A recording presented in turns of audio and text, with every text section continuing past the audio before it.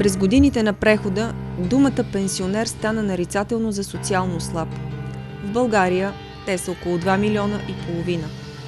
За третата възраст казват, че е втората младост.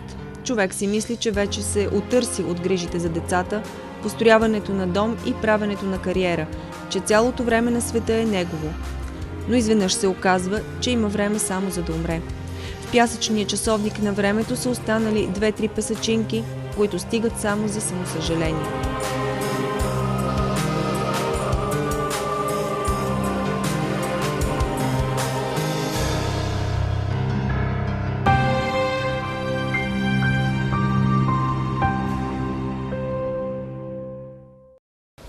Смятате ли, че възрастните хора в България остаряват достойно? Не смятам.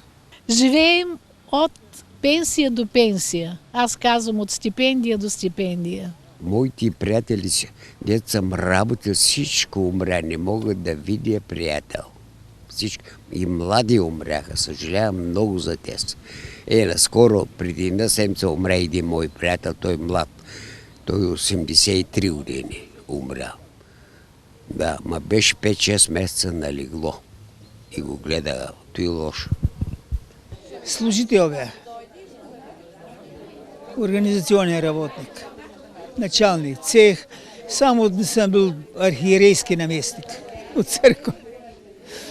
И какво да правиш? Лошото, което беше, че останах до вече много млад. Жена ми почина много млада. Деца две имам. Дъщеря и син, които живеят сега в София. Аз също бях в София, да изкарах дълго време.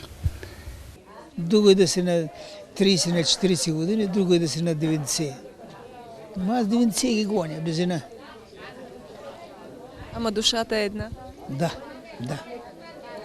Всеки му се иска с хора да се събере, да се разтуши, да обсъди някои въпроси. Ама вече кой те случая? Износени хора, нищо не зависи вече от нас. Друго е, когато си млад, да работиш, все пак чувстваш, че си нещо. Пък сега чувстваш, че си нищо. Нищо. Никой не се съобразява своето мнение. Като работиш, отиваш, вършиш все нещо, и виждаш резултат от труда си. Пък сега нищо не виждаш. Нищо.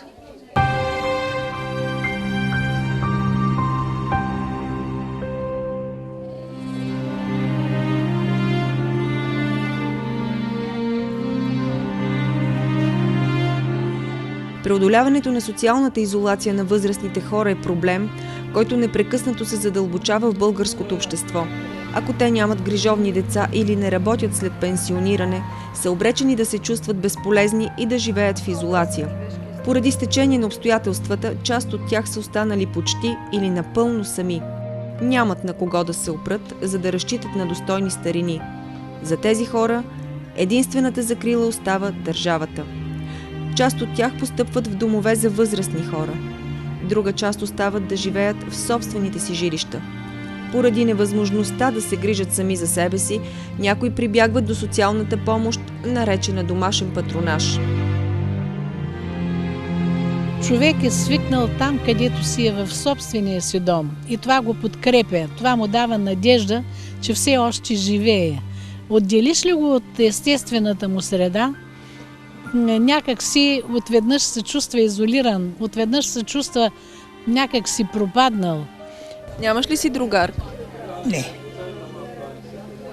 Жената много добра жена беше, много добра, ама почина. Желавам такава съдба.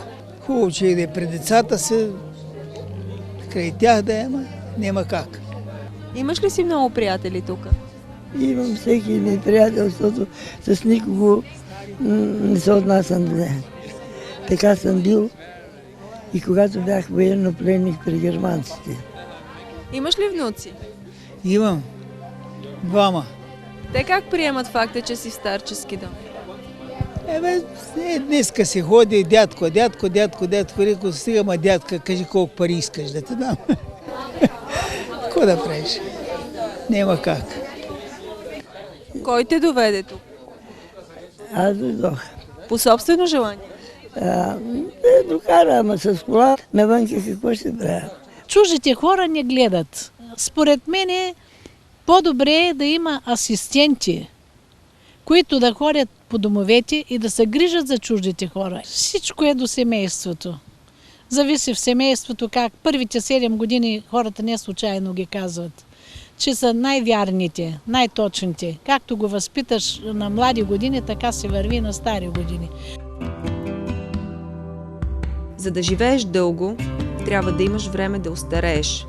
Да остарееш и да си кажеш, че си живял истински. Да остарееш не е изненадващо. То е безпощадно, но е факт, който всеки от нас очаква. Всеки от нас трябва да се изправи срещу проблема, да си осигури жизнения стандарт, на който се е радвал, когато е бил млад и е имал способността да се грижи за себе си, със собствените си ръце и с работата си. Само че не е все едно къде остаряваш. Как ще се развива отношението към възрастните хора в България в следващите години, никой не може да каже. Аз съм детска учителка бивша, 35 години, пенсионерка съм вече, нали? Обичах много децата. Желаях да завърша авиация, бях много мъртвия да бъда летец, но така иначе не се сбъднаха и тия мисли. Не всичко, което човек го мисли и иска, става. Много неща липсват на старите хора. Но като че ли семейството и близките са тези, които могат да помогнат, за да се измине достойно малкото път, останал до края. Иначе силата да понесат катарзиса, който би освободил истинския човек в тях, я няма. Какво ти липсва? Аз да липсване, много неща ми липсват. Защото всяко нещо, където не съм, мисля, че е по-добро от това, което аз имам и мога и смятам, че това ми липсва. Близките, че сме малко откъснати. Много работи ми липсват. Семейството за хубавите дни, къде сме прикарвали почивките, как съм работила с децата, нали, какво съм оставила, дирята след нас. Връзките с хората ми липсват. Връзките. Семейните връзки между поколенията са разкъсани. Малките деца ги даваме рано в детска градина. Възрастните отиват в старчески дом. А ние работим ли? Работим. За кого ли? Защо ли? Може би се надяваме, че ако се вдигне пенсионната възраст, ние никога няма да остареем и тогава няма да тежим на никого на ръцете и на съвестта. Може би вярваме, че ще останем винаги млади, в силата си, че винаги ще има до нас някой, който да ни подкрепя и да ни обича. Годините нямат значение. Биологията в нас е кодирана. Ще остареем. Няма начин. Но онова хубавото, което се нарича човешка любов, трябва да съхраним. Но не онази лудата, романтичната, а любовта към ближния, към страданието, болките и последната мечта – да има кой да затвори очите ни. Ние се запознахме в такова време, когато не можехме да бъдем заедно, не можехме да се събереме. Бяхме на почивка и как да ви кажа, то беше, нито сме се търсили един друг, нещо беше съвсем така, де се казва от пръв поглед. Видяхме се и стана нещо, обаче не можеше тогава. Аз бях семейна, дете имах, той беше ерген тогава, той е по-млад от мене. И настояваше да се съберем, но аз никога не се съгласих да се развеждам, да се оставя детето. И така, минаха много години след той. Стана така, че аз останах вдовица. Той се задуми 6 години след като се запознахме. Той се задуми и той си има семейство, 2 дъщери има. Обаче не знам после как стана при него, раздели се с жена си. И ми се обади, аз бяха минали 7 години от как почина съпруга ми. Той ми се обади и аз се съгласих да се съберем. Сина ми живее в Варна с семейството си. На стари години човек е трудно да бъде сам. Много трудно е. Когато го изпита, тогава ще разбере. От как се запознахме, 40 години бяха минали, когато се събрахме. Моите деца не са много съгласни, но няма какво да правим. Всеки кара да върви по своя път. Никога не сме очаквали, че ще дойде такъв ден, когато да бъдем заедно.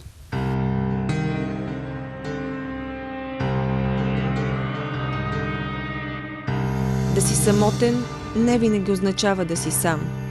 Да си самотен не винаги означава да си тъжен. Да си самотен означава да си докоснал струната в душата си, която ти напомня, че си станал ненужен. И зад маската на веселието и смеха, която поставяш за пред света, да се разкъсваш от невъзможната неизбежност на усещането и разбирането, че времето ти за доказване е необратимо изтекло. И вече нямаш нито силите, нито възможностите да се докажеш, дори пред себе си. Не защото не искаш, а защото никой не ти го позволява. Нито държавата, нито обществото, даже и семейството. Или поне не по начина, по който ти би искал. И това, ако не е абсурд.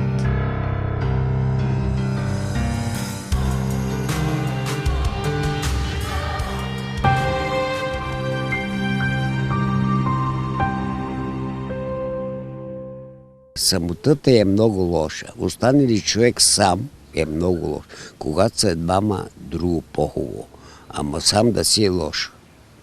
Ако изхождам от себе си, моите деца са добри.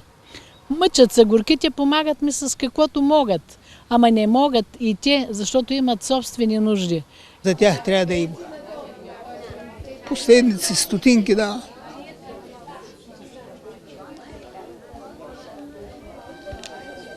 Кой да прави? Деца. Самотата е много тежко чувство. Тя е липсата не само на другар, а и на взаимоотношения и любов. За съжаление, най-самотни са възрастните хора. Виждаме ги всеки ден. С тъжни, помръкнали очи. Очи, в които липсват мечтите. Или по-точно, оцеляването се е превърнало в мечта. Мечти няма. Има само примирение.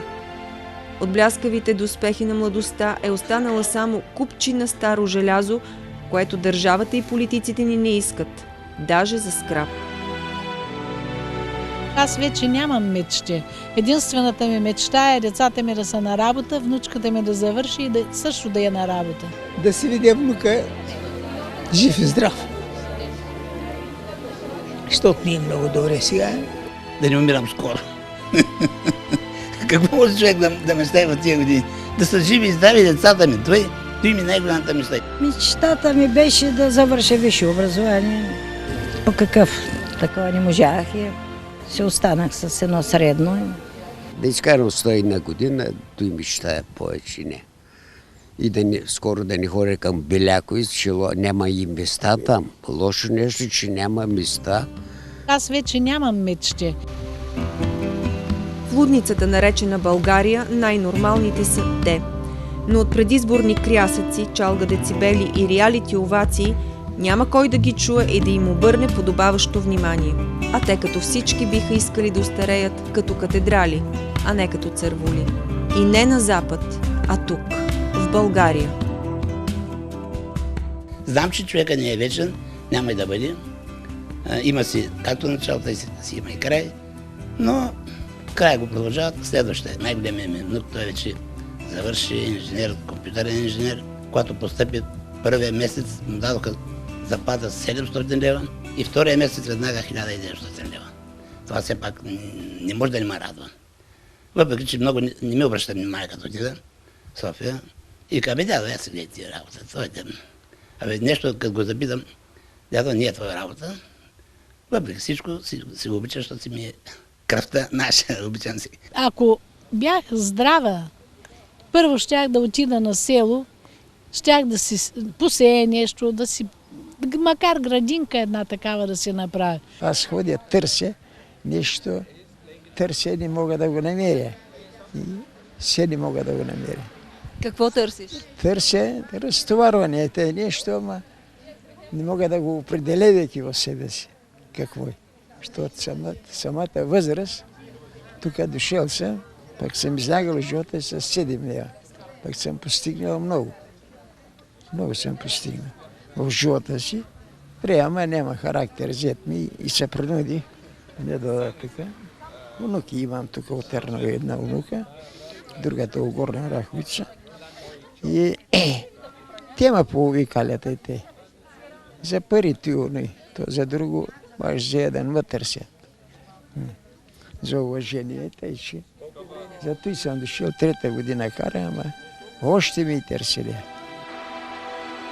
Страшно е, че вече свикнахме с гледката на превити на 2 баби и дядовци, които ровят по кофите за буклук и безпомощно протягат просещи ръце. За хората на преклонна възраст все не достигат средства от бюджета на държавата, а смешните суми, които се определят като възнаграждение за дългогодишната им работа, са повече от унизителни. Обичам да летувам на море. Пенсионерче българско да се наричам, хич не е добре.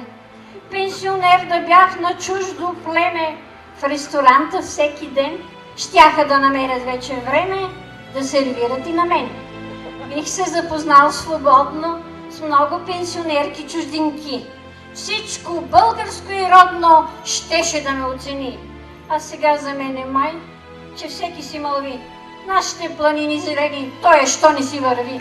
Ще помисли ли някой някога за нас?